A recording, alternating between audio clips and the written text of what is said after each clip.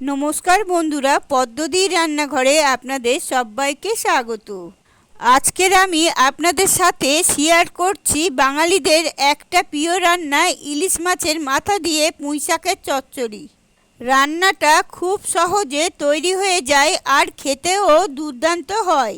চলুন তবে দেখে নেওয়া যাক রান্নাটা আমি কিভাবে করছি। রান্নাটা করার জন্য আমি পুঁইশাক নিয়েছি। পুঁইশাকটাকে খুব পরিষ্কার করে ধুয়ে পাতা আর ডগা বড় বড় সাইজ করে কেটে নিয়েছি। পুঁইশাকের সাথে নিয়েছি ডুমো ডুমো করে কেটে রাখা আলু, কুমড়ো, বেগুন আর 4-5টা কাঁচা লঙ্কা। একটা ইলিশ মাছের মাথা নিয়েছি। ইলিশ মাছের মাথাটাকে পরিষ্কার করে ধুয়ে নুন আর হলুদ মাখিয়ে কিছুক্ষণের জন্য রেখে দিচ্ছি।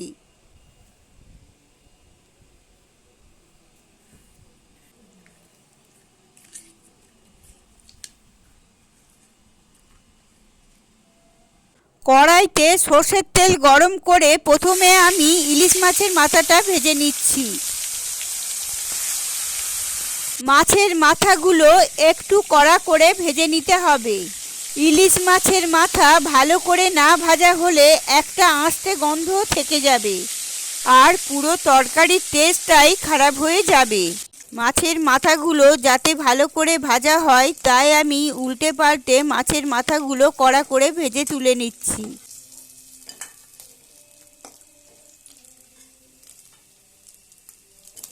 এবার ওই তেলেতেই আমি 1 চামচের মতো 5 ফোড়ন আর 2-3টের মতো শুকনো লঙ্কা ছিঁড়ে দিয়ে দিলাম। 5 ফোড়ন আর শুকনো লঙ্কাটা ভাজা হয়ে গেলে আলু, বেগুন, কুমড়োটা দিয়ে দিচ্ছি।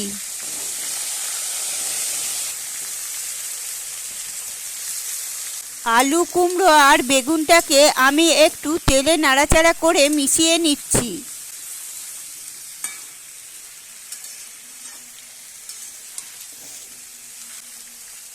এবার আমি স্বাদ মতো নুন আর হলুদ দিয়ে তরকারিগুলোকে ভেজে নেব।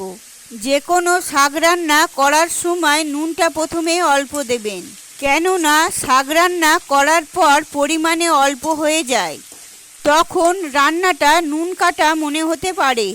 তরকারিগুলো ভাজতে ভাজতে যতক্ষণ না হাফ সেদ্ধ হয়ে যাচ্ছে ততক্ষণ আমি তরকারিগুলোকে ভেজে নিচ্ছি। তরকারি আমার ভাজা হয়ে গেছে। এখন আমি পুঁইশাকটা দিয়ে দিচ্ছি।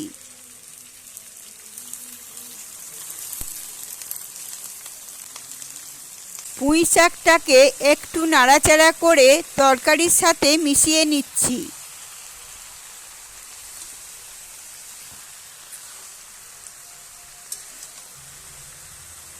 ঝালের পরিমাণ বুঝে 4-5টা কাঁচা লঙ্কা দিয়ে দিচ্ছি। পুঁই শাকের সাথে তরকারিটা একটু নাড়াচাড়া করে মিশিয়ে সেদ্ধ হতে দেব। মিডিয়াম ফ্লেমে রান্নাটা হতে দেব। তরকারিটা সেদ্ধ হওয়ার জন্য আলাদা করে জল দেব না। পুঁই শাক থেকে যে জল বেরোবে সেই জলেই তরকারিগুলো সেদ্ধ হয়ে যাবে। কিছুক্ষণ পরে দেখব পুঁই শাকটা মজে গিয়ে পরিমাণে অল্প হয়ে গেছে।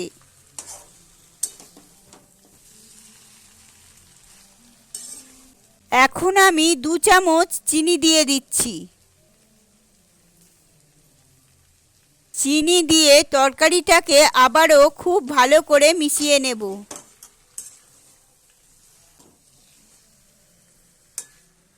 তরকারি আমার খুব ভালোভাবে সেদ্ধ হয়ে গেছে আর পুঁই শাকও মজে গিয়ে তরকারির সাথে খুব ভালো করে মিশে গেছে।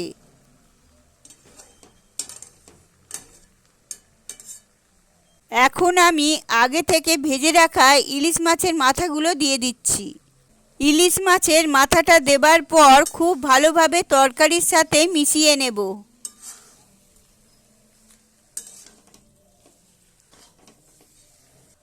মাছের মাথাটা যখন একটু নরম হয়ে যাবে তখন খুন্তি দিয়ে ভেঙে ভেঙে তরকারির সাথে মিশিয়ে দেব, যাতে কিনা পুরো তরকারিতে সমানভাবে মাছের মাথার টেস্টটা পেতে পারে।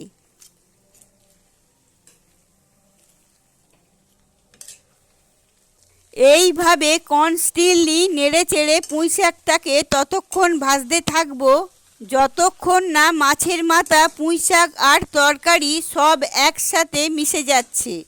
পুঁই শাকটা মজে গিয়ে যতক্ষণ না কড়াইয়ের সাথে লেগে যাচ্ছে আর চারপাশ থেকে তেল বেরিয়ে আসছে, ততক্ষণ আমরা তরকারিটাকে নেড়ে চেড়ে রান্না করতে থাকবো। যে কোনো চচ্চড়ি একটু ঘাঁটা ঘাঁটা না হলে খেতে ভালো লাগে না।